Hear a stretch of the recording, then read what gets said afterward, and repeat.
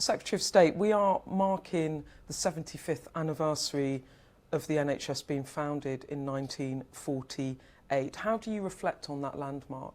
Well, the NHS has changed fundamentally. If you look at the advances in medicine, you look at the scale of the NHS. In 1948, it had a budget of around £11 billion.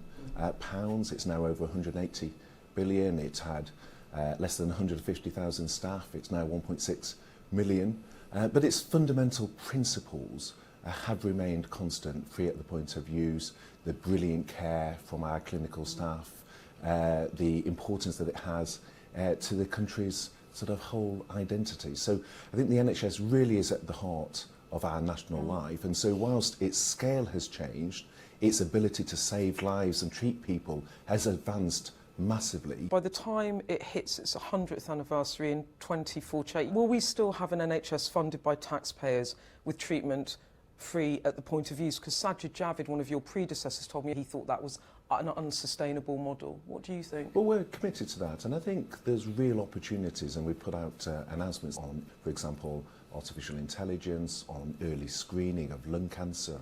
But do you think it's sustainable, the model is sustainable free at the point of use? Do you think that will still be sustainable in 20 years' time, given all the innovation, the population growth? I think the NHS will need to evolve much more onto prevention rather than simply looking at treatment, as we have the pressure of a growing older population, also people living with multiple conditions. 1 in 4 of the British public now have 2 or more conditions, and that's why we're focused through our major condition strategy at looking at treating people more holistically. Let's look at the state of the NHS today. After 13 years of Conservative government, have more people ever been waiting for NHS treatment than they are now? Well, we can see the impacts of the pandemic, Beth. I mean, if we take... I'm going to talk to you about that in a moment, but have we? If you just let me answer the question. So let me give you a practical example. Going into the pandemic, there was around 1,300 patients waiting more than a year for their operation.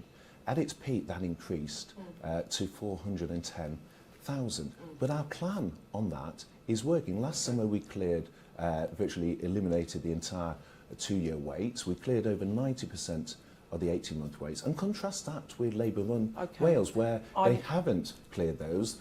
There's significantly more people on wait. So, no, it's only fair. It's a fair challenge, but it's also fair to give me the opportunity to answer that and put it in context. But record wait lists, is it okay for people to wait in A&E for over 4 hours? No, we don't want people waiting. That's why we have a recovery plan. It's why we're investing more. There's opportunities through that plan to embrace technology. Things like virtual wards are hugely important. We're putting more into social care. It was the centrepiece of the autumn statement. But so to say, the point I'm making is record waiting lists, 26% of everyone attending A&E waiting more than 4 hours in May, 1.2 million people waiting to see a GP waiting over a month in April, ambulances, heart attack, stroke victims, they should be seen within 18 minutes, that's the target. The average in April, 32 minutes on average to get patients with conditions like that. Heart attack. You've talked a lot about the innovation, but what people see is an NHS that's failing them. Well, the NHS is under pressure, but your charge is that is down to the Conservative government. Let me pick up your exact figures. You say about 4-hour waits in A&E. The Labour-run NHS in Wales hasn't met its 4-hour A&E target since 2009. So if your charge is this is a political thing, this is down to the government running the NHS in England, that doesn't work when you look at the record of the NHS. So you think it is the impact of the pandemic? Well, I think we can see in the numbers a dramatic shift in terms of operational performance as a result of the pandemic. So the Prime Minister and you, when you talk about the problems in the NHS, you always blame it on the pandemic. And actually, if you look at the record from 2010 I just said it's to a combination, it's not just the pandemic. Deficits in NHS trusts became widespread by 2014. The NHS failed to hit waiting time targets in 2014 and the following years. That's the King's Fund, again from April 2023. So in 2014, 6 years before COVID, waiting targets were being missed, Secretary of State. I mean, are you saying that this is a combination of austerity followed by cuts and then the pandemic that has put the NHS in the crisis it's now in? No, firstly, I'm saying the pandemic has had a massive impact, not just on the NHS in England, but on the NHS in Wales, in Scotland, and actually, when I talk with my counterparts, on healthcare systems across the globe. And you can see that in the graphs, a very sharp impact in terms of operational performance. There's other factors that also create challenge. We have an older population. Waiting targets missed not after 2020, but between 2010 and 2020. Look, let's take elective treatment. 92% of people waiting for elective treatment, that's cataract surgery, knee replacements, seen within 18 weeks from their referral. When was that target last met? So again, let's put that. When, I mean, this is not a gotcha question, but my point is, do you know when it was last met? Let's put it in context. So we have a plan in terms of elective recovery. That plan is working. We cleared the 2-year waits in the summer. We cleared over 90% of the 18-month waits by the end of March. Mr. Barclay, that target was not missed. That target was being missed in September 2015. My point is, it's not COVID. It's problems before COVID. No one is saying there weren't any challenges before the pandemic. Indeed, why the then Prime Minister May brought forward a long-term plan was a recognition that there were areas, as I say, that needed, and we did. So because of funding cuts. As a result, because of Conservative funding cuts. Let me answer the question.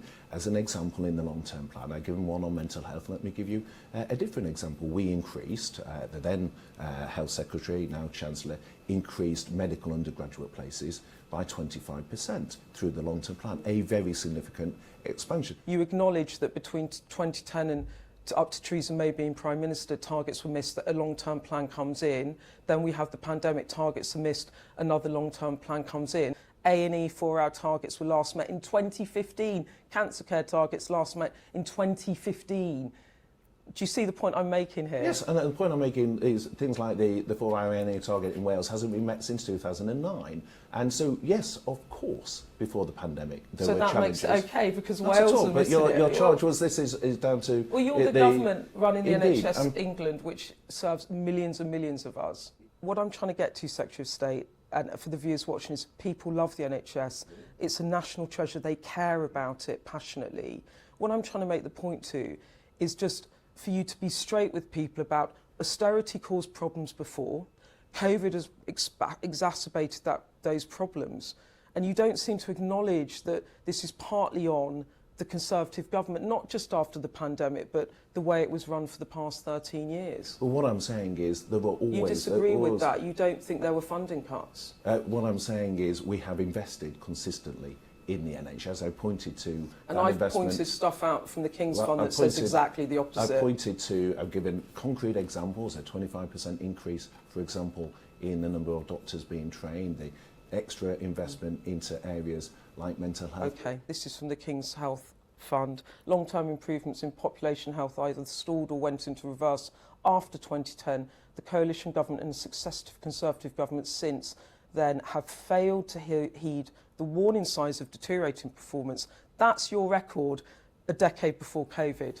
Well, that's your record. I think of, for example, the patients I met on Monday, where in one of the most deprived areas of the country, we were picking up lung cancer late in 4 in 5 cases, and now we're picking up lung cancer in 3 in 4 cases. Steve So Barclay, we are making significant progress. And I think as we mark the 75th, you're absolutely right, Beth.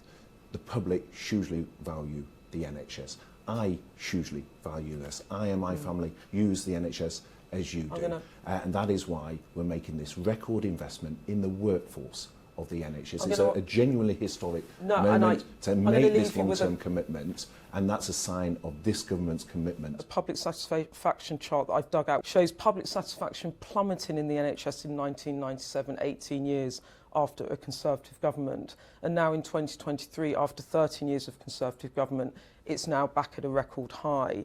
Isn't the truth that the public think that you have failed them on the NHS?